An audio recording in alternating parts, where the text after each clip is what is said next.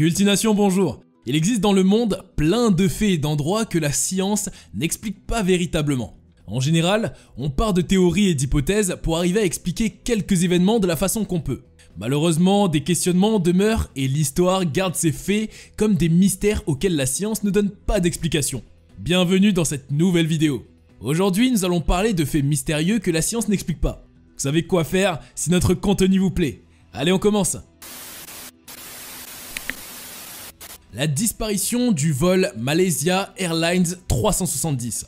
Ce n'est pas une histoire ancienne, mais vu tout l'étendue de l'affaire, elle mérite de figurer parmi les mystères que la science n'explique pas. Les années 2014 et 2015 ont été très fortes en noir pour l'aviation en général. On se rappelle encore tous ces engins volants qui se sont crashés ou qui ont disparu mystérieusement. Vous avez sans doute été témoin de ce fait qui a ébranlé la Terre en 2014. La disparition mystérieuse et inexpliquée du Boeing 777 du vol Malaysia Airlines 370. Un vol qui reliait Kuala Lumpur en Malaisie à Pékin en Chine et qui a disparu avec 239 personnes dont 227 passagers et 12 membres du personnel à bord en 2014. Cette disparition va être un mystère jamais élucidé jusqu'à nos jours, bien que certains théoriciens spécialistes de l'aviation en apporteraient des hypothèses. On est le 8 mars 2014. Quelques minutes après son décollage, le Boeing 777 du vol MH370 en direction de Pékin a disparu des radars. L'engin volant, après sa disparition, a encore émis des signaux de communication pendant plusieurs heures avant de disparaître totalement. Au bout d'un instant, c'était un déluge de panique. Mais vite, les recherches pour tenter de retrouver l'avion avaient commencé. C'était une coopération rassemblant plusieurs pays qui se mobilisaient. Les recherches axées au départ sur la mer de Chine furent vite abandonnées. D'après les relevés des satellites et des radars, l'avion aurait changé de cap. Pour se rendre où? Pourquoi modifier le plan de vol en plein vol? Tant de questions qui restent sans réponse.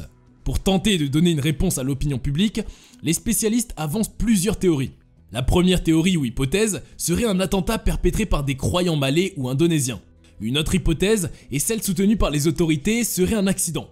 Pourtant, il n'existe aucune preuve justifiant cet accident, même si des débris de l'avion étaient retrouvés sur les rives de l'île de la Réunion. Certaines hypothèses additionnelles sont avancées pour soutenir la version de l'accident. On raconte qu'un incendie se serait déclenché dans le cockpit en détruisant le système de communication et asphyxiant tout l'équipage. D'aucuns pensent que ces hypothèses ne sont que résultats de complot. Par absence de preuves suffisantes, l'hypothèse du crash a été écartée. L'une des pensées les plus persistantes serait que l'avion a été victime de forces surnaturelles ou aurait été enlevé par des extraterrestres. D'autres parlent d'une potentielle aspiration par un trou noir ou bien encore d'un nouveau triangle des Bermudes. En clair, la disparition du Boeing 777 du vol Malaysia Airlines 370 reste un mystère inexpliqué. Aucune situation précédant celle-ci n'a permis d'élucider les faits. La Marie Céleste, le navire enchanté. Il y a plusieurs années, plus précisément en 1872, un petit navire marchand connu sous le nom du Marie Céleste refait surface entre les côtes du Portugal et l'archipel des Açores. Une assez étrange apparition car on note un parfait état du navire et il n'y a presque aucun changement sur son chargement. Le chargement n'a pas été touché, mais on ne retrouve aucune trace des 10 personnes qui se trouvaient à bord. Découvert et remorqué au port de Gibraltar par un autre navire, la Dei Gracia, un brigantin anglais, les autorités maritimes britanniques décident de lancer une enquête pour comprendre ce qui s'est réellement passé. Pour la petite histoire et pour comprendre pourquoi c'est le Dei Gracia qui remorque la Marie Céleste, il faut faire un tour dans le passé. En effet, on est en novembre 1872 au port de New York. Deux bateaux, à savoir la Marie Céleste et la Dei Gracia, devaient naviguer côte à côte pendant plusieurs jours. La Marie transportait 1701 barils d'alcool dénaturés à destination de Gênes avec comme capitaine Benjamin Briggs. Le 5 novembre précisément, les capitaines des deux navires dînent ensemble. 2 jours après, la Marie prenait le large avec à bord 10 passagers en direction de l'océan Atlantique qu'elle devait traverser. Après cette séparation, plus aucune nouvelle de la machine de mer qui sera retrouvée le 13 décembre où il est remorqué par des marins de la Dei Gracia sans aucun passager à bord. Les enquêtes sont lancées et menées sur chaque compartiment du navire. On analyse, on fouille pour comprendre ce qui a bien pu se passer. On va découvrir après les fouilles des entailles de haches et de sabres sur la coque du navire. On y note également une quantité d'eau dans la cale du bateau, bien que cela n'ait pas une incidence majeure sur celui-ci en raison de sa taille. Aussi, on retrouve des taches sombres suspectes qui sont identifiables au sang ou à de la rouille. Le plus intriguant est que les disparus ne semblent avoir rien pris avec eux, sinon des instruments de navigation et de mesure. En conséquence, on comprend très vite la première hypothèse qui est celle de la mutinerie. Les enquêteurs ayant participé à comprendre les faits en sont arrivés à conclure que l'équipage tout entier aurait été massacré. Malheureusement, cette hypothèse s'avère très vite erronée, en raison d'une absence de lutte pour s'opposer à la violence. Le navire étant bien plus équipé qu'un navire de pirates à l'époque, l'hypothèse d'une quelconque attaque de pirates est vite écartée. Aucune explication tangible n'explique le mystère de la disparition de l'équipage de la Marie Céleste qu'on a nommé le navire enchanté. Les hommes lézards d'Al-Ubaid. Il a été découvert en Irak, sur le site archéologique d'Al-Ubaid, des artefacts vieux de 7000 ans représentant des créatures humanoïdes avec des têtes de lézards. Ces diverses statues appartiennent à une ancienne civilisation vieille de 4500 ou 4000 avant notre ère, appelée civilisation ubaidienne. Leurs origines sont jusqu'à présent inconnues. Harry Reginald Hall fut le premier chercheur à creuser le site d'Al-Ubaid en 1919. On découvrira plus tard sur ce site des figurines masculines et féminines dans diverses postures. La majorité des figurines semblant porter un casque et avoir un certain type de rembourrage sur les épaules. D'autres personnages ont été découverts tenant un bâton ou un sceptre, apparemment comme symbole de justice et d'autorité. Chaque personnage a une position unique, mais le plus étrange est que certaines statues féminines tiennent des nouveau-nés allaitant du lait, le nouveau-né étant également représenté comme une créature ressemblant à un lézard. Les personnages ont de longues têtes, des yeux en amande, de longs visages effilés et un museau en forme de lézard. On ne sait pas ce qu'ils sont censés représenter. Un chercheur du nom de M. Schufelt a poussé ses recherches plus loin sur le site, pensant trouver, sous les catacombes, des tablettes d'or contenant des informations qui se révéleraient bénéfiques pour la race humaine, car le peuple lézard était d'un bien meilleur calibre intellectuel que les humains actuels. Il était tellement certain qu'il a creusé un trou de 150 mètres dans le sol. Il découvrait un grand labyrinthe souterrain, il n'était pas sûr que le labyrinthe de tunnels appartenait auparavant au peuple lézard jusqu'à ce qu'il voit le petit chef Greenleaf dans le pavillon de médecine. Schufelt était certain d'avoir découvert l'une des villes souterraines du peuple lézard. En fait, il s'est rendu compte que la ville elle-même ressemblait à un lézard après avoir analysé la disposition des tunnels. Aujourd'hui encore, les scientifiques rejettent le concept selon lequel une race reptilienne aurait existé, mais sont tout de même incapables de donner une meilleure explication à ces statues. Le manuscrit de Voynich. Quand on parle de mystère et de la science, il est aussi possible de retrouver parmi ces mystères inexpliqués des pages de manuscrits incompréhensibles. C'est le cas du manuscrit de Voynich, un document vieux de plus de 6 siècles. Aujourd'hui encore, les scientifiques tentent de comprendre ce document en ayant recours à l'intelligence artificielle. En effet, ce manuscrit a été conservé depuis 1969 à la bibliothèque Beinecke de livres rares et manuscrits de l'université de Yale. Il doit d'ailleurs son nom à Wilfried Michael Voynich, le libraire polonais ayant acheté l'ouvrage dans une bibliothèque jésuite italienne en 1912. Ce dernier a tenté de le faire traduire, mais personne n'y est parvenu jusqu'ici. Le manuscrit de Voynich est considéré par les cryptographes comme un message codé ou un ensemble codé de lettres. Composé de 246 pages, il a été rédigé en Europe centrale au XVe siècle et fait à peine la taille d'un livre de poche moderne et est relié en vélin par une peau d'animal faisant office de parchemin. On note aussi dans le manuscrit certaines pages manquantes, ce qui indiquerait qu'il aurait été sans doute relié à un moment donné. Il ne présente aucun index, mais comporterait vraisemblablement des dépliants perdus il y a longtemps. L'ordre des pages qu'il présente aujourd'hui peut donc différer de celui lors de sa publication. Une écriture délicate et ronde de 25 à 30 caractères s'étend de gauche à droite, disposée en de courts paragraphes entrecoupés d'illustrations détaillées. Les esquisses représentent des griffonnages de châteaux et de dragons, aux côtés de schémas de plantes, de planètes, de silhouettes nues et de symboles astronomiques, tous détaillés à l'encre verte, marron, jaune, bleu et rouge. Un passage particulièrement curieux montre des dizaines de femmes nues se baignant dans des bassins de liquide vert. Toutefois, il est rapporté que 2 informaticiens canadiens seraient parvenus à déchiffrer ce manuscrit de 600 ans. Cela reste non vérifié, car on ne sait pas s'ils y sont vraiment parvenus à déchiffrer le manuscrit. Mais toujours dans le but d'éclaircir le mystère, des informaticiens de l'université de l'Alberta au Canada ont eu recours à un algorithme. Cet algorithme leur a permis de déchiffrer certains passages du manuscrit de Voynich, représenté comme un ouvrage médiéval écrit dans un langage indéchiffrable et inconnu. Certaines universités n'osent pas en faire un objet d'étude, et le manuscrit reste un pur mystère. À en croire les différentes illustrations et selon les chercheurs, l'ouvrage serait divisé en 6 chapitres. Les plantes, l'astronomie, la biologie, la cosmologie, la pharmacie ainsi que des recettes. Il est probable que ce livre ait un caractère scientifique ou magique.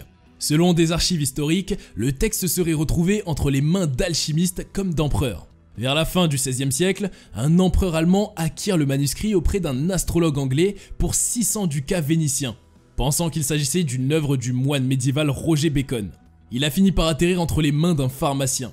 La malédiction de Toutankhamon. On parle souvent de la malédiction de Toutankhamon, un pharaon égyptien né en moins 1345 avant Jésus-Christ et mort à 19 ans. C'est seulement le 4 novembre 1992 que les Britanniques Howard Carter et Lord Carnarvon ont trouvé dans la vallée des rois, près du Nil, en Égypte, l'entrée d'une tombe souterraine dans laquelle se trouvait la chambre funéraire du jeune pharaon. Dans la tombe était caché un incroyable trésor archéologique, dont le tombeau du jeune roi encore intact. Mais quelques mois après de découverte, Lord Carnarvon meurt d'une terrible fièvre, en avril 1923, et c'est le début d'un mythe. 26 autres personnes, parmi lesquelles d'éminents égyptologues, trouveront la mort au cours des mois et des années suivantes. La cause de ces morts serait la fureur de Toutankhamon, déclenchée lors de l'intrusion dans le lieu sacré. Une théorie jamais prouvée, mais qui a formé la légende du pharaon. Une autre théorie explique que ces morts seraient dues aux champignons toxiques qu'on aurait retrouvés dans les chambres funéraires. On rapporte également que la maladie qui aurait frappé les personnes disparues est due à une contamination du site archéologique par des excréments de chauves-souris restés longtemps dans la tombe. Cette théorie a été écartée après des analyses qui la réfutent. Très vite, on entend murmurer que l'origine de cette malédiction serait une propagande médiatique ou simplement des rumeurs. On retrouve par exemple dans l'enceinte des avertissements fantaisistes disant que la mort toucherait de ses ailes tous ceux qui troubleraient la paix du pharaon. Mais rassurez-vous, il est toujours possible de visiter ce lieu car la malédiction semble dissipée. Le principal acteur de la découverte et les autres personnes ayant participé au travail ont vécu bien longtemps et sont mortes à des âges très avancés. Howard Carter meurt à 64 ans et a donc survécu à la malédiction pendant 17 ans. L'épidémie de peste dansante de 1518. Imaginez un instant que vous vous mettez à danser sans raison jusqu'à vous épuiser sans pouvoir vous arrêter. Bizarre, diriez-vous. Pourtant, cela est bien arrivé en 1518 dans la ville de Strasbourg. Tout commence lorsqu'une femme du nom de Frau Trophéa aurait été prise d'une manie dansante et s'est mise à danser subitement sans raison pendant plus de 5 jours. Cela ne serait pas un mystère si la chose s'était arrêtée sur elle. Cette danse avait bientôt conquis, dirons-nous, 34 habitants en une semaine, puis progressivement on se retrouve à 400 en un mois seulement. D'après les médecins de l'époque, la maladie serait provoquée par un sang trop chaud. Un sang trop chaud? C'est la conclusion tirée par les médecins. Et la seule solution trouvée pour y remédier est de construire une scène pour que les victimes puissent y danser continuellement sans interruption jour et nuit. Après tout, s'étaient dit les autorités, pourquoi pas un spectacle gratuit? Très énervant si parmi ces gens il y avait des proches. Malheureusement, après plusieurs jours sans s'arrêter, accumulant une fatigue énorme, les victimes mouraient de crise cardiaque ou d'AVC. C'est un mystère flippant et inexplicable. L'endroit où Gengis Khan a été enterré. On pourrait penser qu'on sait où a été enterré Gengis Khan, mais pourtant il n'en est rien. C'est bien là tout le mystère autour de la mort de cet empereur. En effet, Gengis est un grand empereur, craint et respecté qui a conçu le plus vaste empire de tous les temps. Sa force et son pouvoir se sont imposés grâce aux différentes terres qu'il a conquises. Il est difficile de le trouver classe parce que pour arriver à cette étape de sa renommée, il a tué bon nombre de personnes. On lui reconnaît quand même le mérite d'avoir fondé l'empire mongol au XIIIe siècle. Mais le mystère autour de sa mort est ce qui est bien incompréhensible. Nous remontons en 1226 où Gengis Khan chute de son cheval. L'empereur est alors immédiatement ramené en Mongolie et succombe à ses blessures une année plus tard. Tout le mystère commence à ce moment. Le corps de l'empereur est escorté par un cortège chargé de tuer toutes les personnes témoins de la scène. Les mêmes personnes constituant l'équipe du cortège se chargent d'ériger un tombeau afin d'y mettre le corps de l'empereur. Cette tombe aurait été creusée dans les montagnes de Buran, Khaldoun, qui serait le lieu de naissance de Gengis. A son tour, le cortège se donne la mort afin de ne pas révéler le secret de l'emplacement du tombeau. Aujourd'hui encore, pour vous rendre dans ces montagnes, il faut une autorisation spéciale du gouvernement, à croire qu'aucune découverte ne souhaite être faite. L'Arche d'Alliance. L'arche a bien existé.